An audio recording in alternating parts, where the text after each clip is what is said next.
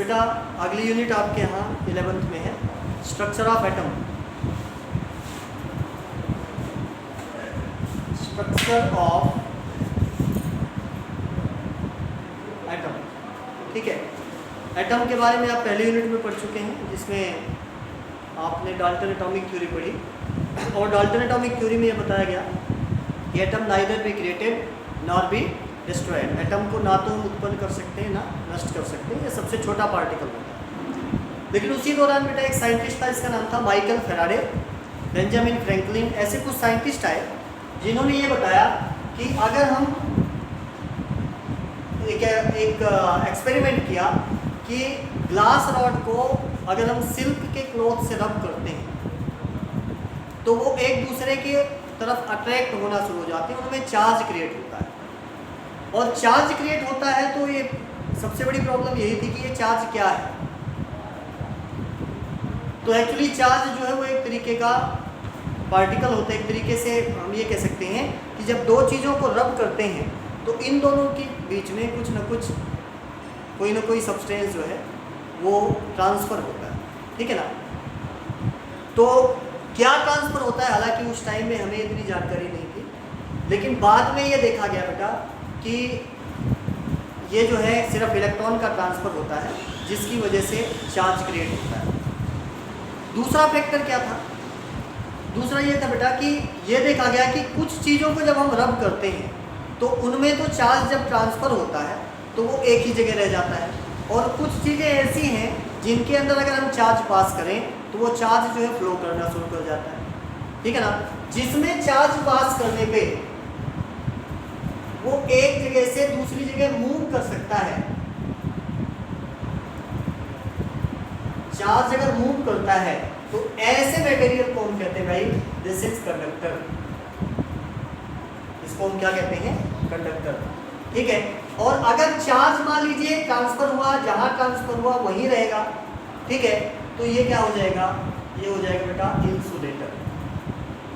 तो ऐसा ही एक साइंटिस्ट था बेटा विलियम क्रुक्स, जिसने सबसे पहले ये सोचा कि जैसे मेटल में से चार्ज पास हो जाता है, लिक्विड में से चार्ज पास हो जाता है, तो वो ये देखना चाहता था कि क्या गैसियस सब्सटेंसेस में से भी चार्ज पास हो सकता है, क्या एयर में से इलेक्ट्रिसिटी पास हो सकती है। इस चीज़ की स्टडी करना चाहता था वो, और इसके लिए उसने क्या किया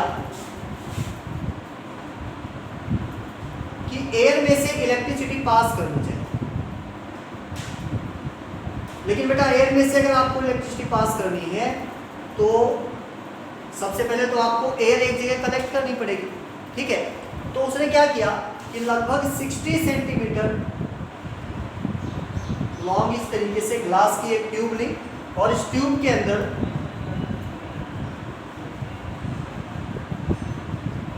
इसने इलेक्ट्रोड लगाए, ठीक है, और इलेक्ट्रोड लगाने के बाद यहां से एक वैक्यूम पंप जोड़ दिया। वैक्यूम पंप क्या होता है, वैक्यूम पंप जो है वो इसमें से एयर को खींच करके बाहर निकालता है, ठीक है।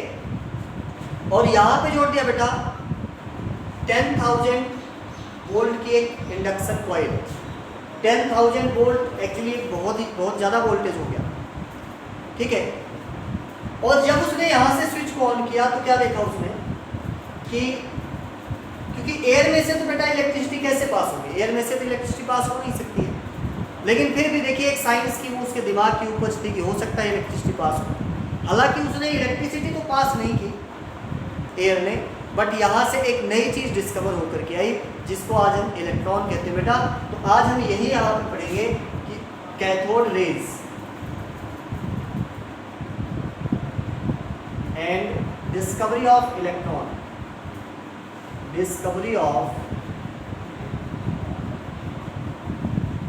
Electron, cathode rays and discovery of electron. तो उसने क्या देखा कि इसमें से जब शुरू में वो इलेक्ट्रिसिटी पास करते हैं, यहाँ से स्विच को ऑन करता है तो देखता है कि इसमें कुछ नहीं हो रहा है, कहीं से कोई चेंज नहीं आ रहा है। तो उसने अपने माइंड में ये सोचा कि हो सकता है इसमें एयर प्रेशर ज़्यादा हो, हवा की ज़्यादा अमाउंट भर गई हो। ऐसा सोच करके उसने क्या किया, यहाँ से धीरे धीरे एयर को निकालना शुरू किया। और निकालते निकालते उसने ये देखा कि जब इसके अंदर एयर का प्रेशर लगभग 10⁻⁻⁴ एटमॉस्फेयर हो जाता है, तो कैथोड वाली साइड से कोई चीज निकलती है, कोई पार्टिकल, कोई रेज निकलती है। अच्छा एक चीज और यहाँ बेटा, यहाँ पर उसने लगा दिया था एक जिंक सल्फाइड की प्लेट, यानी ये ट्यूब किसकी बनी थी? ग्लास की। इस ग्लास के ऊपर जिंक सल्फाइड का पेंट कर दिया था। जिंक सल्फाइड क्या होता है? जिंक सल्फाइड एक ऐसा मटेरियल है जो फ्लोरोसेंस दिखाता है, फ्लोरोसेंटिक मटेरियल। मतलब यहां से ये एक ऐसा मटेरियल है जिसके ऊपर अगर कोई भी मासिव पार्टिकल आकर के और टकराता है, कोई भी मासिव पार्टिकल अगर आकर के टकराता है तो वहां पे चमक उत्पन्न करता है, सिंटिलेशन क्रिएट करता है। तो बेटा यहाँ उसने क्या देखा कि 10⁻⁴ एटमॉस्फेयर पे इस कैथोड की साइड से कोई रेज निकली, कुछ मटेरियल निकला, कुछ पार्टिकल निकला, ठीक है, और वो कहाँ ट्रेवल करता है? एनोड की तरफ। इन रेज को कहा गया कैथोड रेज। क्या कहा गया? Cathode rays. क्यों? क्योंकि ये कैथोड से निकलती है।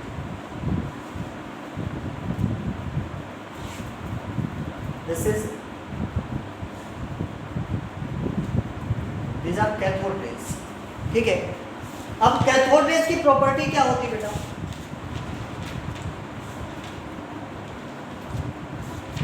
देखो बेटा, सबसे पहले तो क्या होता है कि इसमें आपको दिखाई पड़ेगा, हमने कहा जिंक सल्फाइड लगाया गया।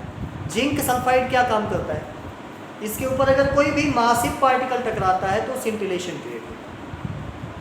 उन्होंने क्या देखा कि कैथोड से एक रेज निकली और जब ये इधर आती है तो ये इसके ऊपर चमक उत्पन्न करती है, इसके ऊपर सिंटिलेशन क्रिएट करती है। इससे क्या प्रूफ होता है? It means cathode rays have मास।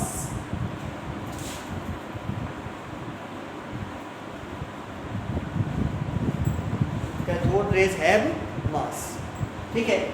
दूसरी चीज उसने देखा कि अगर इसके रास्ते में कोई चीज रखी जाए यहाँ पे ऐसे, तो अगर कोई भी मटेरियल ऑब्जेक्ट यहाँ रखा जाता है तो इसकी छाया बनती है, इसकी परछाई बनती है। और छाया या परछाई तभी बनती बेटा जब कोई रेज कैसे चलती हो? बिल्कुल स्ट्रेट लाइन में चलती हो। तो इससे प्रूव होता है कि cathode rays travel in straight line, ठीक है। इसके बाद उसने क्या किया कि इस ट्यूब के चारों तरफ, यानी एक तरफ उसने क्या लगा दिया? एक पॉजिटिव इलेक्ट्रिक फील्ड लगाई और दूसरी तरफ लगा दिया नेगेटिव इलेक्ट्रिक फील्ड। उसने ये देखा कि कैथोड रेज जब यहाँ से निकलती हैं तो पॉजिटिव पोल की तरफ मुड़ जाती है। और बेटा अगर कोई चीज़ पॉजिटिव पोल की तरफ मुड़ रही है, पॉजिटिव चीज़ की तरफ अट्रैक्ट हो रही है, तो इसका मतलब कि उसके ऊपर अपोजिट चार्ज होगा, क्योंकि अट्रैक्शन अपोजिट चार्ज की प्रॉपर्टी होती है। तो इससे क्या प्रूव हुआ कि जो कैथोड रेज है अगर ये पॉजिटिव पोल की तरफ मुड़ रही है, इट मींस इसके ऊपर, खुद के ऊपर कैसा चार्ज है? Negative charge.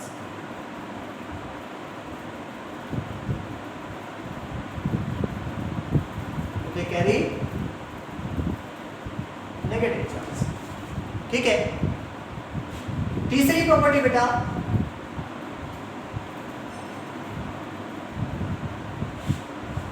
ये जो कैथोड रेज है ये जब इस ग्लास ट्यूब को हिट करती है तो इसका टेम्परेचर बढ़ जाता है, ये गर्म हो जाता है, ठीक है ना। इसका मतलब कि अगर ये किसी मटेरियल ऑब्जेक्ट के साथ टकराती है तो हीट क्रिएट होती है या इलेक्ट्रॉन रिलीज होता है।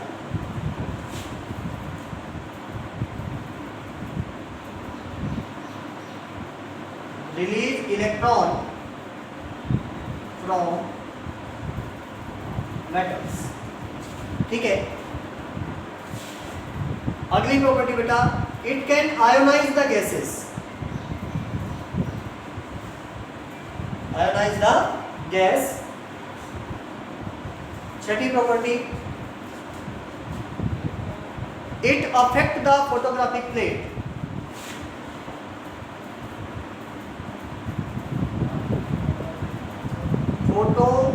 Photographic plate. एक प्रॉपर्टी नेक्स्ट और बेटा, कि जो कैथोड की रेज है, कैथोड पार्टिकल्स जिसको हम कहेंगे, जिन पार्टिकल से मिलकर के कैथोड रेज बनी हुई है, ठीक है।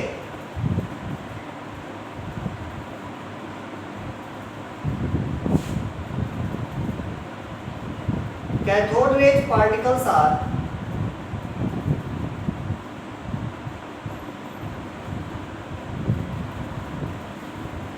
ओमनी प्रेजेंट, यानी आप कोई भी गैस ले लीजिए, यहाँ पे किसी भी मेटल का इलेक्ट्रोड लगा दीजिए, लेकिन जो कैथोड रेज के पार्टिकल्स होंगे वो सिमिलर होंगे। यानी यहाँ से जो पार्टिकल निकलता है, आप ऐसे लिखिए, have same charge by mass ratio,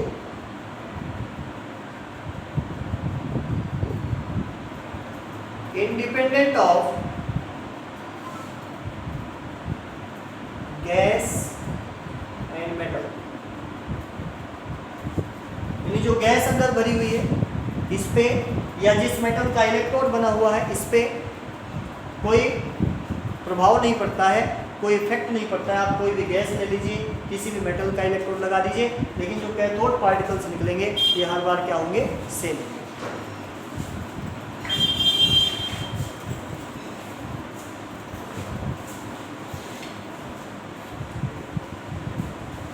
इसके बाद बेटा calculation of charge by mass ratio, calculation of charge by mass ratio.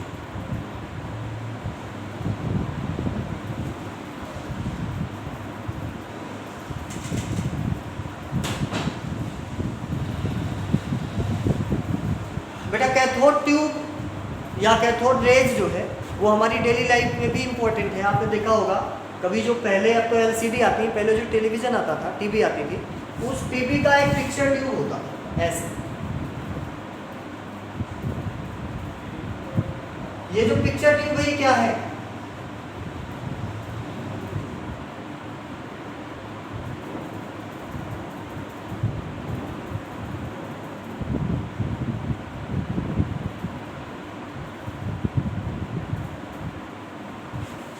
ये एक तरीके की कैथोड ट्यूब है, ठीक है। तो बेटा यहाँ पे E/M रेशियो निकालने के लिए एक साइंटिस्ट था जिसका नाम था जे थॉमसन। जे थॉमसन, उसने ये एक्सपेरिमेंट किया और इस तरीके से कैथोड रेज की ट्यूब बनाई, और यहाँ से निकलने वाली जो कैथोड रेज थी, यहाँ से जब पास होती बेटा, तो क्योंकि कैथोड रेज कैसे चलती है, स्ट्रेट लाइन में। लेट मान लीजिए ये जिंक सल्फाइड की स्क्रीन है, क्या है, जिंक सल्फाइड की स्क्रीन। तो मान लीजिए कैथोड का पार्टिकल यहाँ से निकलता है और यहाँ के पॉइंट ए पर स्प्लिट करता है, इस पॉइंट पे, पॉइंट ए पे स्प्लिट करता है। अगली बार उसने क्या किया कि यहाँ पे इलेक्ट्रिक फील्ड लगाई, यानी एक तरफ पॉजिटिव पोल लगा दिया, दूसरी तरफ नेगेटिव पोल, और उसने ये देखा कि जब कैथोड रेज निकलती है ऐसे केस में, तो ये किधर मुड़ेंगे,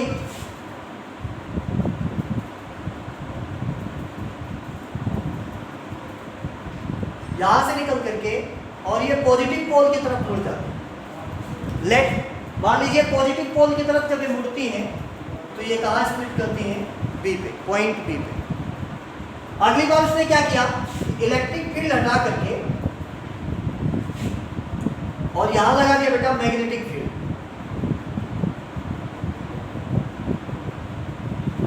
मैग्नेटिक फील्ड, और मैग्नेटिक फील्ड में भी क्योंकि ये डिफ्लेक्शन शो करती हैं, मान लीजिए यहाँ पे डिफ्लेक्शन हो करके क्या किधर मुड़ती है, सी पॉइंट की तरफ, ठीक है। तो इसके बाद उसने क्या किया कि उसने दोनों पॉइंट को, दोनों ये जो इलेक्ट्रिक फील्ड और मैग्नेटिक फील्ड दोनों एक साथ एक्सप्लेन, दोनों एक साथ जो है यहाँ अप्लाई किया, और अप्लाई करने के बाद उसने क्या देखा, इन दोनों की जो फील्ड की स्ट्रेंथ थी, वो स्ट्रेंथ को इस तरीके से मैनेज किया कि जो पार्टिकल यहाँ से निकल रहा था कैथोड वाला, फिर से सुनिए, इलेक्ट्रिक फील्ड के कारण किधर जाता था, एक ऊपर की तरफ, मैग्नेटिक फील्ड के कारण किधर जाता था, नीचे की तरफ। अब इन दोनों को इस तरीके से उसने एडजस्ट किया कि इलेक्ट्रिक जो कैथोड का जो पार्टिकल है वो फिर से पॉइंट ए पे आने शुरू हो जाए, यानी जितना इलेक्ट्रिक फील्ड ऊपर लेके जाना चाहता है उतना ही इलेक्ट्रिक फील्ड उसको कहाँ खींच दे, नीचे। और इस तरीके से इसने E/M रेशियो निकाला। इसका एक फॉर्मूला होता है बेटा, E/M is equal to E divided by x²R, और यहाँ से E/M रेशियो निकाला। और ये E/M रेशियो इसने अलग अलग तरीके की गैस लेकर के, अलग अलग तरीके की मेटल्स लेकर के हर बार उसने देखा, लेकिन हर बार जो चार्ज बाई मास रेशियो आया कैथोड के पार्टिकल्स का वो सिमिलर था बेटा। इससे ये प्रूव हुआ कि जो कैथोड का पार्टिकल, कैथोड रेज का जो पार्टिकल है ये क्या है, ये सिमिलर है, हर जगह प्रेजेंट होता है, सभी एटम्स में पाया जाता है, ठीक है ना। और बाद में इसी को नाम दिया गया बेटा इलेक्ट्रॉन, ठीक है। तो आज के वीडियो में हम इतना ही देखेंगे बेटा, कैथोड रेज की डिस्कवरी, इलेक्ट्रॉन्स और कैथोड रेज का चार्ज बाई मास रेशियो, ठीक है। ये दोनों चीज़ें आज के वीडियो में हमने कवर की बेटा, बाकी अगले वीडियो में